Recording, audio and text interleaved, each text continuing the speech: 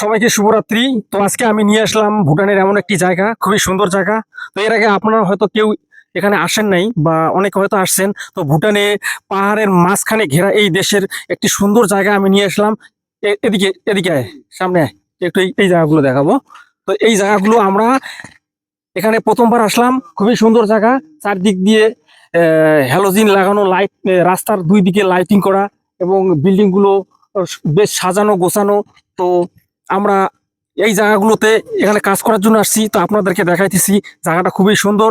আপনারা আসবেন ঘোরার জন্য, এখানে টুরিস্ট পাস বানিয়ে আপনারা আসতে পারেন। ভুটানের একদম ফেমাস জায়গা, এটা সামদুরুপ জংকার ডিস্ট্রিক্ট। তো এখানে আমাদের বেঙ্গল থেকে অনেকে আসে, আসামের বর্ডারে পড়ে। তো আপনারা আসবেন, অবশ্যই আসবেন ঘোরার জন্য। এখানে টুরিস্ট পাস বানিয়ে আসতে হবে। তো আপনারা যদি আসেন, আসতে গেলে আপনাদেরকে রঙ্গিয়ে হয়ে ট্রেনে আসতে হবে। আর যদি আপনারা গাড়িতে আসেন, তো ফুলসিলিংয়ে গিয়ে বাসে করে আসতে হবে।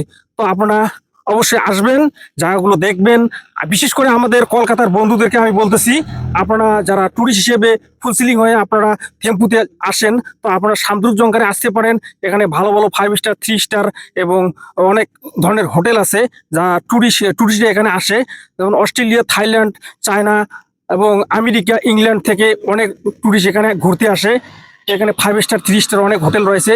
এই জায়গাগুলো আপনারা দেখবেন। হ্যাঁ, আমরা রোডের মাঝখানে এখন আছি। তো আপনাদেরকে ভালো বোঝাইতে পারবো না, রাত্রি হয়ে গেছে। তো আপনারা আসবেন অবশ্যই। সবাইকে গুড নাইট, ধন্যবাদ।